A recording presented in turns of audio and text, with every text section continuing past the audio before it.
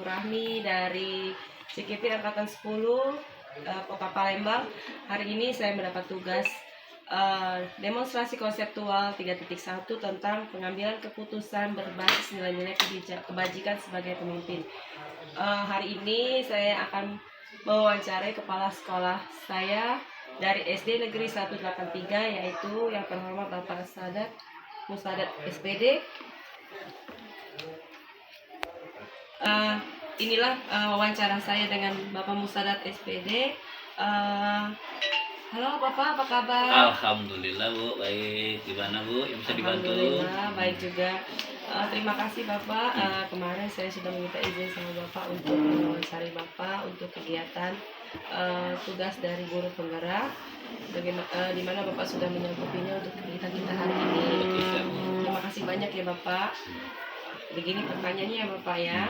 Bagaimana Bapak dapat mengidentifikasi kasus-kasus yang merupakan dilema etika atau bujukan moral? Terima kasih Bu Fatur ya. Sebelumnya ya ucapkan selamat dulu kan, dan kegiatan mudah-mudahan semuanya lancar. Bu Fatur memang dalam masalah dilema etika dan bujukan moral ini sesuatu yang kadang-kadang sulit kita bedakan. Karena sesama agak mirip-mirip, tetapi tentunya apabila sesuatu yang terjadi yang memang tidak berbenturan dengan aturan norma-norma yang berlaku, tidak melanggar sesuatu yang sangat prinsip, mungkin itu kita hanya dipilih sebagai etika. Tetapi kalau memang ada syarat-syarat yang tidak terpenuhi dan sebagainya, kita bisa menunjukkan moral. Dalam hal ini kita sebagai sekolah untuk menentukan tersebut perlu kita secara bijak tentunya mencari informasi kan komunikasi media terutama sebagai bahan pertimbangan agar nantinya apa yang kita putuskan tadi kedua belah pihak atau yang bisa menerima dengan legowo.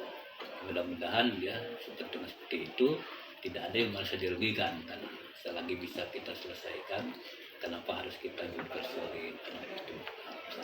Baik Bapak. Pertanyaan kedua Bapak, bagaimana Bapak menjalankan pengambilan keputusan di sekolah, terutama untuk kasus-kasus di mana ada dua kepentingan yang sama-sama benar atau sama-sama mengandung nilai kebajikan? Nah, dalam mengambil keputusan ini kadang-kadang ya, kita bisa paham teori dengan praktek itu kadang-kadang tidak sebanding lurus. Kadang-kadang ada itu benar tapi kadang-kadang salah dalam aturan. Kalau kebijakan ini tentunya dalam keputusan tentunya kita berpegang pada aturan-aturan yang berlaku ya baik di sekolah ataupun di yang lebih tinggi agar apa yang kita sampaikan itu keputusan itu jangan sampai terjadi karena sering terjadi kita mengambil keputusan itu membiasakan yang salah itu jadi benar. Kadang-kadang yang benar karena tidak bisa salah. Jadi hal ini betul-betul dalam hal ini kita modifikasi itu terus masih jalan. Tetapi dalam kebijakan tentunya dalam kebijakan itu kita tentu harus memahami kondisi lingkungan ya misalnya permasalahan tentunya masing-masing kita punya masalah tetapi kadang-kadang dalam penyelesaian berbeda-beda sama mas kasusnya mungkin cara bisa berbeda. Mudah-mudahan dengan pendekatan atau sebagainya yang permasalahan yang berkepentingan itu dapat diselesaikan dengan cara-cara yang baik barangkali. Oke Bapak. Selanjutnya Pak ya, langkah-langkah atau prosedur seperti apa yang bisa Bapak lakukan selama ini? Biasanya itu ya tentunya berkomunikasi itu kita mencari informasi-informasi terutama di internal kita. Tetapi tentunya informasi itu bukan menjadi keputusan, tapi merujukan karena kita perlu kan untuk mengetahui permasalahan terpada atas badannya. Karena kalau sudah kita cari informasi yang mudah-mudahan apa yang kita putuskan itu ya tidak merasa merugikan orang yang kita berikan putusan karena bukan artinya lah kita apa istilahnya itu informasi itu menjadikan satu-satunya tidak, tapi kita pelajari identifikasi permasalahan kan baik secara pribadi atau lain sebagainya ya, agar kiranya apa yang kita punya tadi mereka dapat menerima itu barangkali intinya. Oke baik Bapak. Selanjutnya ya Pak, hal-hal apa saja yang selama ini Bapak anggap efektif dalam pengambilan keputusan pada kasus-kasus dilema ITK? Memang kadang-kadang ini masalah ini kita kadang menurut ini bermacam kan. Tentunya ya kita itu kalau ada masalah itu pertama kali saya itu jangan menunda sesuatu itu. Kalau memang ada sesuatu yang melanggar bisa selesaikan secepat mungkin, kenapa tidak? Karena biasanya yang bermasalah ini masalah yang berlalu larut yang tidak terselesaikan. Tentunya tadi sekali lagi kita akan minta bantuan pada pihak yang terkait, tidak kita mencari satu sumber. Karena kalau kita mencari satu sumber biasanya tidak biasa Bu ya, orang kadang-kadang tidak semua orang legowo mengakui kesalahannya. Tapi dengan ada bantuan dari tadi mudah-mudahan kan kita terbuka dan mungkin permasalahan sudah selesaikan. Barangkali itu saja Bu. Oke. Pertanyaan selanjutnya ya Pak ya. Oke Bu, terus apa? Hal-hal apa saja yang selama ini merupakan tantangan dalam pengambilan keputusan pada kasus-kasus dilema etika? Nah, memang kalau tantangan itu banyak karena kita sebagai manusia sosial kadang-kadang bentuk yang terjadi antara dinas dengan pendidikan. Dalam hal ini ya kadang-kadang betul, kadang-kadang kan kalau kita aturan tidak tegak lurus, tidak kadang-kadang memang ada benturan. Dalam hal ini tentunya dalam mengambil keputusan ini kami sebijak mungkin kan, dan tentunya apabila hal tertentu terjadi yang penting tidak ada yang merasa dirugikan, itu yang paling penting. Kalau hal yang lain tentu kita bisa bicarakan dengan yang terbaik, karena tentunya kita sama-sama sebagai sosial pastilah ada permasalahan. Barangkali hanya pendekatan ya, saling tukar informasi ya, semua kita bermasalah itu biasanya bisa diselesaikan. Baik Bapak. Apakah Bapak memiliki sebuah tata kelola atau jadwal tertentu dalam sebuah penyelesaian kasus dilema etika? Apakah Bapak langsung menyelesaikan di tempat atau memiliki sebuah jadwal untuk menyelesaikannya, bentuk prosedur seperti apa yang akan Bapak jalankan? Itu benar Bu ya. Jadi kadang sesuatu masalah itu ada yang langsung kita laksanakan, tapi kalau umpama proses itu secara umum, barangkali itu kita gunakan di waktu kesempatan yang umum. Jadi istilahnya tidak hanya untuk individual, tapi kalau memang itu sifat individu, harus selesaikan individu. Dan mungkin kalau individu bisa kita bawa ke forum, justru itu menjadi isu kan. Tetapi kalau itu memang hanya untuk semuanya, umpama etika itu artinya sekali menjelaskan semua yang lain-lain juga sama-sama bisa mengikuti. Jadi pada prinsipnya itu fleksibel sesuai dengan kebutuhan dan kondisi apa yang terjadi di perusahaan itu aja.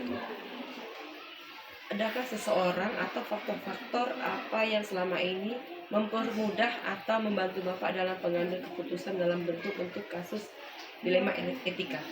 Oh ya, kalau bantu pasti kan ibu-ibu guru lah yang bantu itu. Tapi sekali lagi lingkungan sekolah. Tapi sekali lagi kita sebagai pemimpin tidak akan menerima apa informasi dengan bulan-bulan. Kita telaah ya, kita diskusikan ya, agar kiranya apa yang kita terima informasi itu yang benar, akurat. Tapi tentunya bukan karena informasi itu kita beri keputusan. Sebagai pimpinan barangkali kita sudah tahu, tapi kita tidak otoriter atau membicarakan kan. Setelah itu kita terima informasi agar apa yang kita putuskan mudah-mudahan mereka itu bisa menerima, walaupun kadang-kadang pahit. Pertanyaan terakhir ya Pak.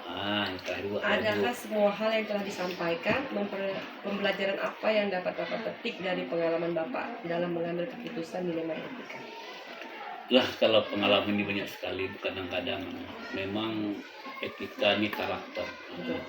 Jadi kadang-kadang pengalaman yang lalu suatu kejadian itu yang pernah kita alami, main baik positif negatif, itu ada yang dampak pada diri kita.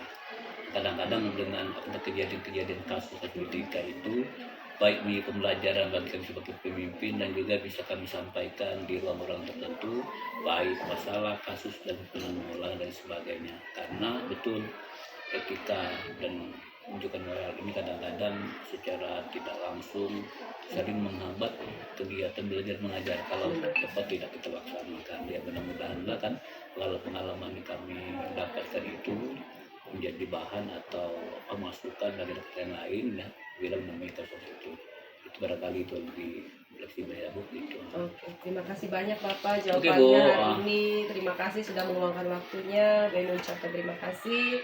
Semoga Bapak sehat terus. Amin. Terima kasih ya Pak. Sama-sama. Assalamualaikum warahmatullahi wabarakatuh. Waalaikumsalam warahmatullahi wabarakatuh.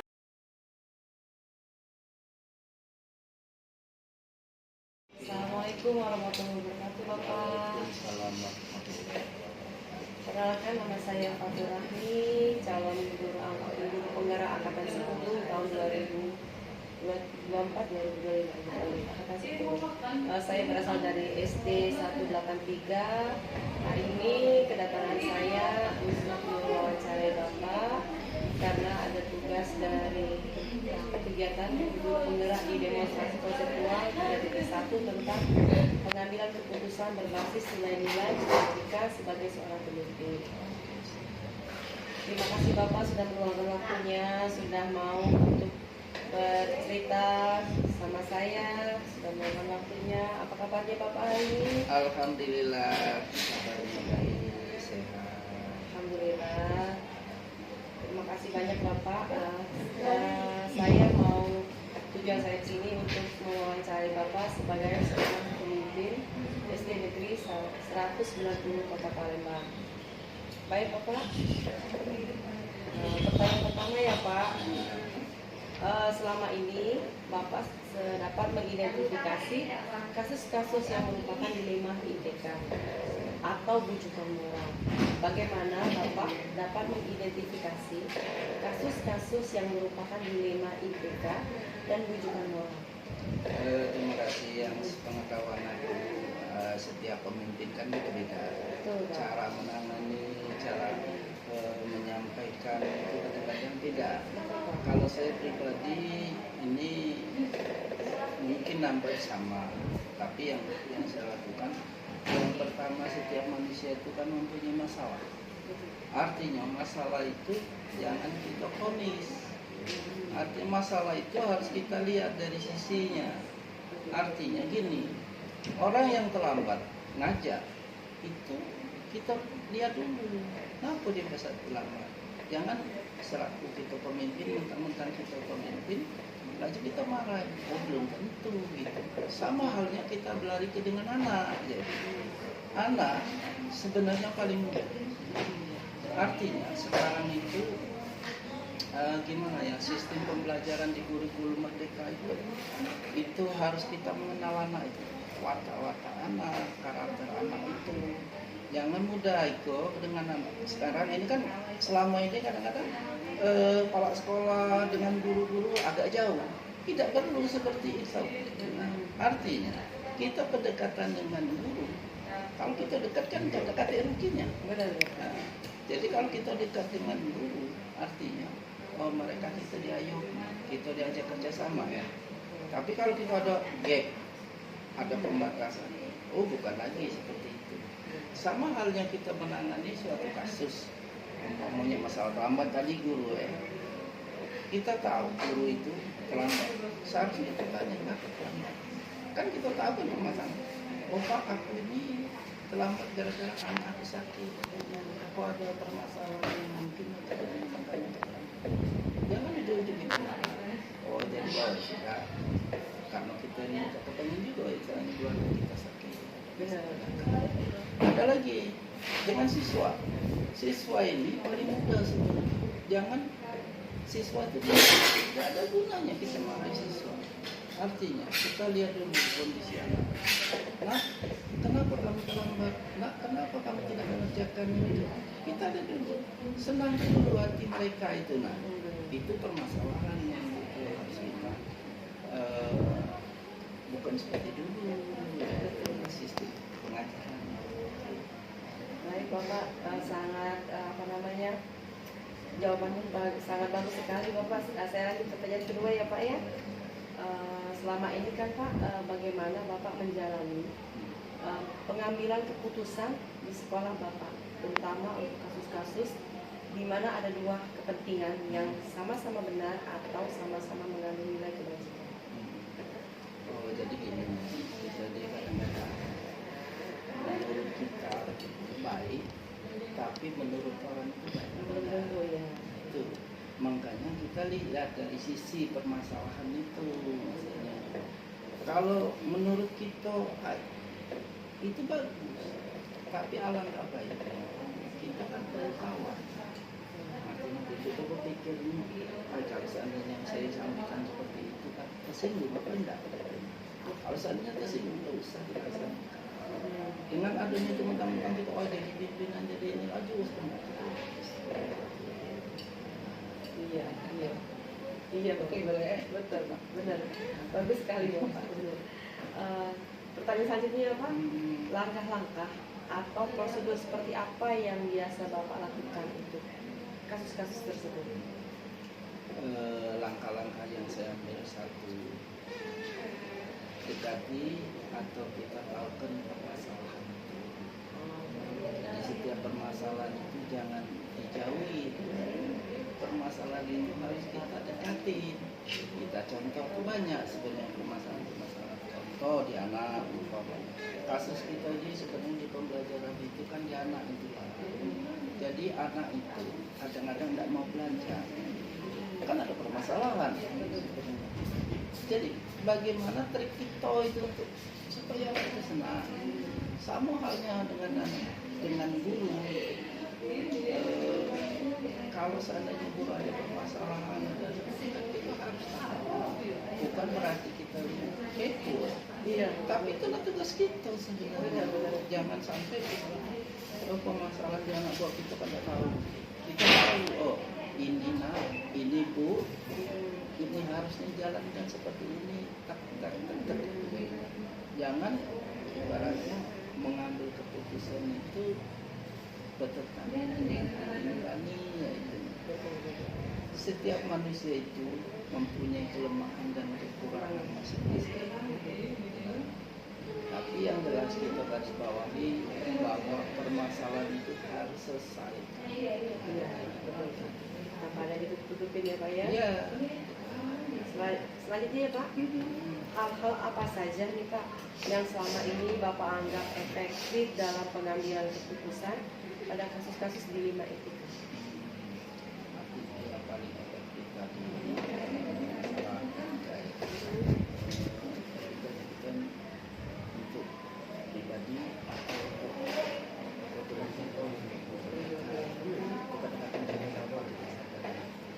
dan kira-kira etika kita anak itu di anak karena kita kasusnya di anak ya. Anak kita ke guru. Diana itu loh, Pak. Ya di anak ya. Artinya gini, untuk etikanya tanpa kita sadar bahwa kita ini anak itu kan punya kekurangan dan kelebihan. Makanya sekarang ini kalau kita menghadapi permasalahan atau kita menghadapi anak itu baik di sekolah atau di rumah, ini kan kebanyakan kita ini kan etika kita itu mana ya kalau seandainya kita menunjuk pembelajaran nah kamu sholat sementara kita udah nggak sholat, nah kita pakai pakaian yang bagus sementara kita nggak jadi contoh. Makanya kita nyampaikan dengan anak itu sebagai contoh figur, carilah figur yang baik, jangan ambil contoh yang jelek. Boleh dikatakan contoh yang jelek-jelek. Nah, lihat yang nggak sekolah seperti itu. Nah ini yang sekolah. Kenapa orang jadi jadi pejabat? Karena dia sekolah. Nah itu salah satu etika untuk menyenangkan anak. Iya, motivasi anak. Nah, iya. Itu kan tanpa kita sadari. Selama ini hanya menyalahkan. Sama dengan itu seperti itu. Tidak tahu permasalahan banyak. Kita tahu yang tahu sekolah nak marah itu. Tidak ada gunanya. Benar. Oke, siap ya. Lanjut ya, Pak. Apakah Bapak memiliki sebuah tata kelola nih dalam menentukan jadwal pada sebuah penyelesaian kasus dilema etika? Apakah Bapak langsung menyelesaikan di tempat atau juga Bapak memiliki sebuah jadwal untuk menyelesaikannya? Bentuk atau prosedur seperti apa yang akan Bapak jalankan? Sebenarnya permasalahan atau dilema itu persoalan itu kalau bisa jangan ditunda-tunda. Langsung ya, Pak. Langsung Artinya kalau kita nunda-nunda permasalahan, otomatis akan beda dengan langsung. Tapi dengan catatan tadi kira-kira bapak ibu itu menyelesaikan masalah ketemu dengan sasaran apa enggak ya itu. Jangan istilahnya kita ambil contoh ya. Kasus anak kita ini ribut dengan siswa lain. Alangkah baiknya hari itu harus selesai ke permasalahan apa yang sampai terjadi ribut. Orang tua datang, ini datang. Jangan didiamkan, yaitu tapi harus diselesaikan permasalahan itu. Tanyakan dulu masalahnya. Kalau nunggu besok itu lain cerita. Dia lain sudah itu kan beda. Kaget sampai rumah sudah beda ininya. Apa tuh namanya? Ceritanya itu ceritanya lain. Selanjutnya Pak, Iya. adakah seseorang atau faktor-faktor yang selama ini mempermudah atau membantu Bapak dalam pengambilan keputusan dalam kasus-kasus delima etika? Maksudnya yang membantu Bapak untuk memecahkan masalah-masalah. Kalau saya itu pasti melibatkan itu karena yang tahu permasalahan itu sebenarnya kalau dia tidak baca kesalahan baru kita. Jadi yang biasa membantu jadi tidak ada orang yang khususnya gitu enggak. Bekerja sama Pak dengan Ya, guru ya Pak ya. karena yang tahu persis itu sehari-hari adalah Guru. Pertanyaan terakhir ya Pak. ya. Dari semua yang kita bicarakan ini yang Bapak sampaikan tadi, pembelajaran apa yang dapat Bapak petik dari pengalaman Bapak dalam mengambil keputusan dilema itu? Jadi yang dengan pengetahuan aku itu adalah kejadian artinya segala sesuatu itu kita bisa belajar dari kejadian itu. Jadi kalau kira ibaratnya kita nyampaikan dengan anak atau dengan guru itu tidak berkenan, kenapa kita ini harus koreksi juga, tampilan kita itu harus koreksi.